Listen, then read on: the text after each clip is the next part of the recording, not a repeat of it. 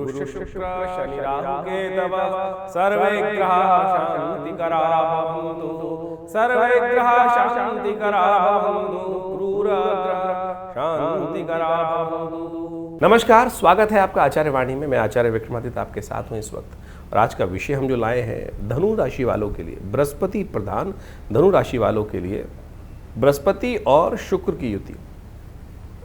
शुक्र महाराज बहुत शुभ ग्रह, बृहस्पति और शुभ ग्रह, इन दोनों की युति। और सांसारिक दृष्टिकोण से, यदि ज्योतिष के सिद्धांतिक दृष्टिकोण से देखा जाए तो कई सारे लोगों के मन में भ्रांति होती है शुक्र और बृहस्पति दोनों विरोधी, परस्पर विरोधी ग्रह हैं। एक दैत्यों के गुरु हैं, एक देवताओं के गुरु हैं। और इस वक्त युति करके आपकी राशि में सप्तम भाव में उपस्थित हो गए। सप्तम भाव व्यापार का भाव भी है और युद्ध का भाव भी है, बात ध्यान रख लेना, युद्ध का भाव भी है। और यदि आपने ज्योतिष के सिद्धांतों को समझा नहीं तो ये युद्ध भी करा सकते हैं दोनों के दोनों ग्रहों की युति। ऐसा योग चल रहा है कि यदि हम जीवन में किस प्रकार के दौर में चल रहे हैं इस वक्त, बाकी सब ग्रहों का योगा योग देखें तो आपकी राशि में शनि की ढैया भी चल रही है। हमने इसके ऊपर अलग से वीडियो बनाया था, पूरी तरह से डिटेल समझाई थी कि शनि के ढैया से सावधान रहने की ज़रूरत है धनु राशि वालों को। ऐसे में धनु राशि वालों के लिए ये जो एक समय आया है ये बहुत विशेष है। ये आपके लिए खास तौर पर कई मामलों में आपके वर्चस्व को बढ़ा सकता है। एक तरह से कई मामलों में आपके अंदर जो सही रास्ता प्राप्त करने के लिए, विजन प्राप्त करने के लिए, सफलता को आगे बढ़ाने के लिए, चीज़ों को अपने फेवर में करने के लिए रास्ता नहीं मिल रहा था, वो शुक्र के साथ युक्ति कर बृहस्पति के साथ जो युति हो गई शुक्र की, वो एक बहुत बढ़िया योग बना सकता है। अब क्या है कि आपकी राशि के स्वामी जो हैं सामने बैठे हैं, सप्तम भाव में बैठे हैं और वो पूरी तरह से राशि को देख भी रहे हैं और उनको एक बहुत बढ़िया साथ मिल गया है शुक्र का। और ये शुक्र का साथ मिलकर यदि ज्ञान के अनुसार से अपने मन, देखिए आपकी राशि जो है दुस्वाभाविक है, हाँ ना, थाली के बैंगन की तरह है, इधर उधर बुद्धि में। और इस वक्त बुद्ध की राशि थाली के बैंगन, बुद्ध को बैंगन ही बोला जाता है कि कहाँ कभी कब किस प्रकार से पलट जाए, इधर हो जाए चाहे उधर हो जाए, ऐसी स्थिति में चल रही। तो आपको सबसे पहले विचार को दृढ़ करना है, गुरु का सानिध्य प्राप्त करना है, ज्ञानवान का सानिध्य प्राप्त करना है और उस दिशा में चलने का प्रयास करना है। अब हो क्या रहा है इस वक्त कुंडली में, बृहस्पति एक इधर से रास्ता दिखाएंगे, शुक्र इधर से दिखाई देंगे। और आप यदि इसी भाव में कहेंगे इधर जाऊं या इधर जाऊं, जिधर भी चले जाओ सफलता आपके लिए बन सकती है। ये योग बन जाओ। धरती गोल है, धरती गोल है, इधर जाओगे तब भी सफलता, इधर जाओगे तब भी सफलता। यानी जो भी मार्ग चलने का प्रयास करोगे उसमें कहीं ना कहीं रास्ता आपके लिए बनता दिखाई दे रहा है। तो इस वक्त इस सिद्धांत को, ज्योतिष के सिद्धांत को, जो बृहस्पति और शुक्र की युति बनी हुई है, वो कहीं ना कहीं सफलता देने के योग बना रही है। तो इस वीडियो के माध्यम से हम आपके समक्ष जो ये रहस्य समझाने का प्रयास करें, इसको आपको सही रूप से समझ लेना चाहिए। और समझ लिए तो वारे न्यारे कर सकते हो। 27 जुलाई से 21 अगस्त तक के समय में ये बृहस्पति और शुक्र की युति आपके सप्तम भाव में हो रही है। देव योग से इस वक्त बारिश भी हो रही होगी। एक उपाय बताते हैं आपको, सही रूप से करने का प्रयास करें। जब भी आपके क्षेत्र में कहीं बारिश हो तो थोड़ी देर के लिए, चाहे 1 सेकंड के लिए, चाहे 10 सेकंड के लिए, या थोड़ी देर के लिए उस बारिश में हल्का सा घुमाओ। नहीं तो ध्यान रखना, ये क्या उपाय इसलिए बता रहे हैं कि आपकी राशि में एक खास तौर पर योग बन रहा है इस वक्त कि अननेसेसरी के बवाल कहीं ना कहीं परेशान करते दिखाई देंगे।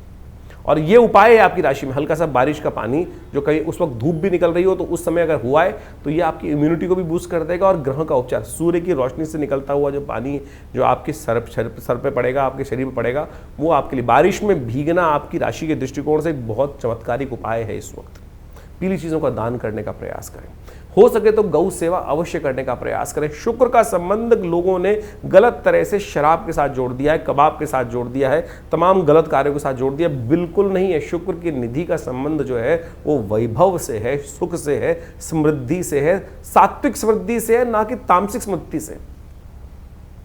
बहुत सारे लोगों ने ऐसी भ्रांति बना दी है। मैं पुनः आपके समक्ष अवगत कराऊं। एक बार मैंने कुछ दिन पहले बताया भी था ये लोगों को कि शराब को के लोगों ने कह दिया कि शुक्र का संबंध शराब से, और शराब यदि आप अपने जीवन में ले आओगे थोड़ी सी पी लो तो उससे शराब। अरे क्या बकवास है भाई, क्या बकवास है। ज्योतिष को कहीं ना कहीं लोगों ने केवल, अब शराबी को शराबी पसंद आएगी, गलत व्यक्ति को गलत चीज़ पसंद आएगी, और किसी ज्योतिष या किसी ऐसे फील्ड से जुड़े हुए व्यक्ति ने कह दिया तो बस आदमी कहता है अरे बिल्कुल ठीक है, ये बिल्कुल ठीक है। ठीक नहीं है भैया। कहीं ना कहीं आप सिद्धांतिक तौर पर कोई भी धर्म ग्रंथ इस बात को बढ़ाने का यदि प्रयास कर रहा है तो वो कहीं ना कहीं धर्म ग्रंथ ही गलत है। इस बात को हम समझ लें। किसी भी व्यभिचार की तरफ कोई धर्म ग्रंथ कोई भी रास्ता प्रेरित कर रहा है तो वो सही नहीं हो सकता। बहुत सारे लोग तथाकथित तौर पर विभिन्न विभिन्न पुस्तकों के नाम लेकर इस पुस्तक में ये लिखा है, अब होता क्या है, साधारण व्यक्ति उस पुस्तक को पढ़ते नहीं है। सपोज एक लाल किताब के बारे में बोल देते हैं कि वहाँ तो ऐसा कहा गया, अरे कहीं नहीं, किसी भी धर्म ग्रंथ में नहीं कहा गया। समझ का फेर है, समझ का फेर, समझ के फेर को हटाने का प्रयास करो, सही रूप से समझने का प्रयास करो। यहाँ केवल आपके संबंध में बताया जा रहा है गौ सेवा लगातार करने का प्रयास करो। गौ सेवा जितनी बढ़िया से करोगे उतना बढ़िया आपके लिए रास्ता खासतौर पर दिखाई देगा। एक बात और ध्यान रखना, जो चलते फिरते लोग हैं जिनका ना ठौर ना ठिकाना, ऐसे लोगों के साथ में इस वक्त कार्य करना, ध्यान रखना वो नुकसानदायक हो सकता है। इस वक्त ऐसे जो तटस्थ लोग हैं, जो स्थिर लोग हैं, उनके पर विश्वास करना। इस वक्त बृहस्पति और शुक्र की नीति आप युति हो रही है एक साथ। आवारा किस्म के लोग जो बिल्कुल किसी भी, कोई चलता फिरता दलाल आ गया आपके पास, कोई चलता फिरता व्यक्ति आ गया, अरे मैं तो ये करा दूंगा, मैं तो वो करा दूंगा, वैसे करा दूंगा, जाना नहीं, पहचान नहीं आपने, अरे आप सोचे किस्मत जगाने आ गया, मेरी किस्मत जगाने नहीं आया, लूटने आया है। ध्यान रखना, आवारा किस्म के व्यक्तियों का इस वक्त कहीं ना कहीं साथ आपको बहुत भयंकर कष्ट में डाल सकता है। जो बैठा हुआ तटस्थ व्यक्ति हो उसके साथ कार्य करने की ज़रूरत है इस वक्त, नहीं तो सर मुंडाती ओला पड़ना निश्चित तौर पर दिखाई देता है। ऐसे में बृहस्पति का उपाय अवश्य करने का प्रयास करें, शनि को अच्छे से समझाने का प्रयास करें, हो सके तो कोशिश करें शनि के स्तोत्र का नित्य प्रति पाठ करें, हो सके तो खासतौर पर भगवती का स्तवन विशेष तौर पर करें। सर्वमंगल मांगल्ये शिवे सर्वार्थ साधिके शरण्ये त्र्यंबके गौरी नारायणी नमोस्तुते। इस मंत्र का यथाउचित भाव से जप करने का प्रयास करें। और भी बहुत सारी चीज़ें हैं, समय को पहचाने, गोचर के दृष्टिकोण से ये प्रभाव हमने आपको बताया है। आगे ग्रहों का परिवर्तन होगा तो उसका और क्या प्रभाव होगा वो भी समझाएंगे आपको। तो इस प्रकार से बृहस्पति और शुक्र की जो युति है वो आपने समझी। ये ग्रहों की युति जो होती हैं और योगा योग जो बनते हैं, परस्पर टकराव बनते हैं, इसका प्रभाव जीवन में हर क्षण पड़ता है। और जब गोचर में इस प्रकार की युति हो तो हमको समझना चाहिए कि उन ग्रहों का प्रभाव क्या हमारी कुंडली के अनुसार से पड़ रहा है। ऐसे में देखें, बृहस्पति ग्रह और शुक्र ग्रह का संबंध बड़ा विशेष है। दोनों ज्ञान के प्रतीक हैं और ऐसे अद्भुत ज्ञान के प्रतीक हैं कि आप समझ सकते हैं कि दोनों के दोनों ने अपने शिष्यों को बिल्कुल उत्कृष्टता तक, बिल्कुल टॉप तक पहुंचाने का सुंदर कार्य किया। देवगुरु बृहस्पति तो साक्षात देवताओं के गुरु माने जाते हैं, लेकिन शुक्र के संबंध में बात कहा जाए तो वो दैत्यों के गुरु माने जाते हैं। दैत्यों को गलत मार्ग पर चलने के बावजूद भी उन्होंने उनको शक्ति संपन्न बना दिया, देवताओं के समक्ष लाकर खड़ा कर दिया। देवताओं को भी कई बार पराजय का सामना उन दैत्यों के समक्ष करना पड़ा। कारण क्या था? शुक्र के कारण से। गुरु के जिस प्रकार से सानिध्य में रहकर ग्रुरु के आदेशानुसार चलने के कारण से किस प्रकार का स्थिति उन्होंने, यानी केवल शुक्र के प्रभाव के कारण से। शुक्र केवल भोग विलास का ग्रह नहीं है। बहुत सारे लोग शुक्र को केवल भोग विलास की बात कर लेते हैं। शुक्र वास्तविक तौर पर ज्ञान का प्रतीक माना जाता है, युक्ति का प्रतीक माना जाता है, डिप्लोमेसी का प्रतीक माना जाता है। आज संसार में सबसे बड़ी आवश्यकता इस संसार में आगे बढ़ने के लिए डिप्लोमेसी की ही है। डिप्लोमेटिक तरीके से चाणक्य नीति के द्वारा किस प्रकार से हम आगे बढ़ने का कार्य कर सकते हैं। तो आप ये देखें कि 1 महीने तक करीब करीब जो शुक्र का और बृहस्पति का जो संबंध बनने वाला है, इसका प्रभाव क्या होने वाला है। वैसे आपकी राशि के दृष्टिकोण से तो आपने प्रभाव समझा, लेकिन जनरल तौर पर यदि हम सामान्य तौर पर समझें तो क्या है, विपरीत बुद्धि जो है वो 2 विभिन्न मार्गों पर चल सकती है। देखिए संसार जो है ना गोली है, कहा जाता है ना पृथ्वी गोल है, इधर से चलोगे चाहे इधर से चलोगे तो गंतव्य मार्ग पर। हाँ, एक मार्ग छोटा हो सकता है, एक मार्ग बड़ा हो सकता है। एक मार्ग पर चलने में रास्ता पथरीला हो सकता है और एक मार्ग पर चलने पर रास्ता कहीं ना कहीं सुगम हो सकता है, वो गुरु के सानिध्य पर। और उसका निष्कर्ष किस प्रकार से निकलना है और वहाँ किस प्रकार से सस्टेन अपने आप को करना है, ये वास्तविक तौर पर हमको सही दिशा समझ में आनी चाहिए। अब बृहस्पति और शुक्र की जो युति जो इस वक्त बन रही है, और वो भी बुध के भाव में, बुध की राशि में जो बनकर तैयार हो रही है, हो क्या रहा है कि सारा बुद्धि का खेल है। तो ऐसे में ध्यान रखना पड़ेगा कि आपको बुद्धि कहीं फेरे में ना फंस जाए। यानी हमारे मनोमस्तिष्क में क्या होता है कि एक भाव बैठा होता है पाप का, एक भाव बैठा होता है पुण्य का। एक हमको सुख शुभ की तरफ प्रेरित करने का प्रयास करता है, दूसरा कहता है गलत कार्य कर लो। और यही जो मति भ्रम है, इधर जाऊं कि उधर जाऊं, दुस्वाभाविक राशि में दोनों बुद्धि के देवता एक जगह उपस्थित हो गए हैं और जिस प्रकार के, और दोनों के दोनों शक्ति संपन्न है। नवांश में भी यदि इनको देखें तो अच्छी शक्ति में इस पूरे के पूरे जो राशि चक्र के अनुसार से चलेंगे, चाहे वो दृष्टि मान ली 27 जुलाई से लेकर 21 अगस्त तक का ये समय रहेगा, बिल्कुल सही रूप से रहेंगे, अच्छे ताकत में रहेंगे। तो ऐसे में आपको जिस प्रकार से हमने जो उपाय बताए हैं वो करते हुए कार्य करने का प्रयास करना चाहिए। शुक्र का संबंध जो है ना वो भोग विलास की तरफ भी ले जाता है। और ऐसे में आपकी राशि के दृष्टिकोण से जहाँ जहाँ उसका प्रभाव उत्पन्न हो रहा है उसके अनुसार से आपको विशेष तौर पर कुछ खास उपाय करते रहना चाहिए। ऐसे में अपने राशि के दृष्टिकोण से आपको खास तौर पर कुछ खास उपाय समझ लीजिए जिस प्रकार से करना है। वैसे हमने जो आपको प्रभाव बताया उसके अनुसार और भी हजारों उपाय शास्त्र अनेक मत के अनुसार से शास्त्रों में उन उपायों को वर्णित किया गया है। शुक्र का वास्तविक संबंध जो है, यदि हम शुक्र का संबंध शुभ करना चाहते हैं, एक बड़ी भ्रांति है संसार में इस वक्त कि शुक्र को अय्याशी के साथ, बहुत सारे लोगों ने तो मदिरा के साथ जोड़ने का प्रयास कर दिया। अय्याशी, गलत काम जितने भी हो सकते हैं वो शुक्र कहीं नहीं है। शुक्र अगर ज्योतिष के दृष्टिकोण से, अध्यात्म के दृष्टिकोण से समझें तो शुक्र का संबंध किससे कहा गया है? गाय से, गौ सेवा से। सोचे, शुक्र कहीं जो है किसी के शिष्य ने कोई गलत तरफ चला गया, उसने गलत कार्य कर दिया तो गुरु गलत नहीं हो गए। शुक्राचार्य जी ने कहीं कोई व्यभिचार नहीं किया, इस बात को हमको समझना चाहिए। तो शुक्र कहाँ से, जो कई लोग मतलब वास्तविक तौर पर अभी कुछ दिन बड़ा विचित्र स्थिति समझी कि एक जो व्यक्ति बहुत सारे लग जगह बैठे हुए एक फालतू बात कर रहे थे कि शुक्र यदि ताकतवर देना चाहते हो तो शराब पीना शुरू कर दें। अरे क्या ज्योतिष का सत्यानाश करना चाहते हैं?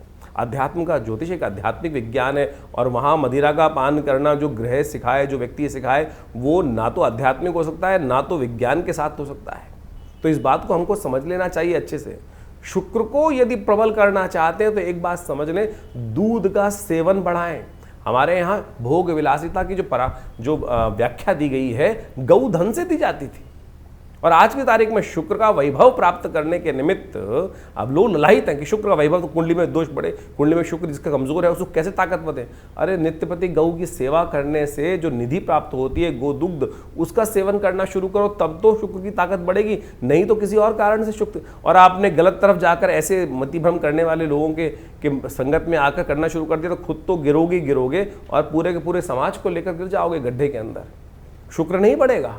भोग विलासिता का बढ़ना कतई शुक्र का मतलब वैभव, शुभ कीर्ति, यश, ये सब भोग विलासिता की। आप एक व्यक्ति अगर गलत तरफ जाकर आगे बढ़ना चाहता है तो वो आतंकवादी ही कहलाएगा। सद्गुणों से युक्त वैभवपूर्ण जीवन को जीवन जीने वाला धनाढ्य नहीं कहला सकता। आज हमने धनाढ्य की जो डेफिनेशन है, धन व्यक्ति को प्राप्त करने वाला धनी व्यक्ति की जो डेफिनेशन है वो सदकर्म की तरफ प्रेरित व्यक्ति ही माना जाता है। तो सदकर्म की तरफ शुभ कर्म के तो इसलिए इन भ्रांतियों से बाहर निकलने का प्रयास करो। कहीं ऐसे लोग बहुत सारे आज की तारीख संसार में हैं जो मतिभ्रम करने का, जिस प्रकार से अभी एक वाक्य हमने आपके समक्ष रखा कि शराब यदि रोज पीना शुरू कर दो तो शुक्र बढ़ना शुरू हो जाएगा। कहीं नहीं ज्योतिष के अंदर इस प्रकार की, कहीं भी, हर ज्योतिष के ग्रंथ में एक ही बात लिखी गई है, गणनाएं बताई जाती है। और लाल किताब को भी बहुत सारे लोग कोट करते हैं, तो कहीं भी लाल किताब में तो वहाँ का आगे कबाब और शबाब की तरफ जो जाएगा वो कहीं ना कहीं अपने आप को बर्बाद कर लेगा। तमाम तौर पे बहुत सारे ग्रह योग के अनुसार से इस बात को वहाँ बहुत बढ़िया तरीके से समझाने का प्रयास किया गया है। तो ऐसे में यदि आप बृहस्पति और शुक्र की युति जो बन रही है उसको शुभ करना चाहते हैं तो गौ सेवा अवश्य करने का प्रयास करिए। ये अकाट्य प्रयोग है, चाहे आपका ग्रह कहीं भी बैठा हो, चाहे आपका ग्रह कहीं भी बैठा हो, किसी प्रकार से योगा योग बना रहा हो। तो ये तो गोचर का प्रभाव हमने आपको समझाने का प्रयास किया। इसके साथ साथ ओम द्रांग द्रींग द्रोंग से शुक्राय नमः, इस मंत्र का जप सबसे श्रेष्ठ हो सकता है। और ऐसे में तो ये पूरा काल जो चल रहा है सावन का महीना ही चलता रहेगा, पहले भाग में तो कम से कम सावन का महीना ही रहेगा। ऐसे में भगवान शिव का दुग्धाभिषेक यदि आप केसर युक्त दूध से करें तो ये शुक्र का और बृहस्पति का दोनों का उपाय होगा। और भगवान की कृपा से आपकी बुद्धि के भ्रम जो है, जो ग्रह के दृष्टिकोण से इधर जाऊं चाहे उधर जाऊं, ऐसे मति भ्रम उत्पन्न होने के योग बन रहे हैं, इसका सबसे बढ़िया निवारण आपको ये प्राप्त हो जाओ। उसके प्रसाद स्वरूप आपके जीवन में पुष्टिदायक योग बनेंगे। और सबसे बढ़िया एक काम और, अगर शुक्र को और बढ़िया करना चाहते हैं तो इत्र के द्वारा भगवान शंकर का अभिषेक करने का प्रयास करें। इत्र का सुंदर परफ्यूम इत्यादि का, अपने बहुत सारे लोग कहते हैं परफ्यूम से एलर्जी होती है, कुछ होती है, तो शुक्र का संबंध जो है, जहां दुर्गंध है वहां बहुत सारे नेगेटिव ग्रह हो सकते हैं, लेकिन शुक्र तो विलासिता का प्रतीक है, शुभ भोग का प्रतीक है। तो इत्र का प्रयोग अवश्य आपकी राशि के दृष्टिकोण से, यदि आप इत्र का प्रयोग, सुगंधी का प्रयोग, और एक बात और ध्यान रखना, शुक्र नेगेटिव कब होता है? जब कोई व्यक्ति फटे हुए कपड़े पहनता है। अब बाहर से अच्छे कपड़े पहन सकते हैं, अंदर से फटे हुए कपड़े पहन रखे हैं।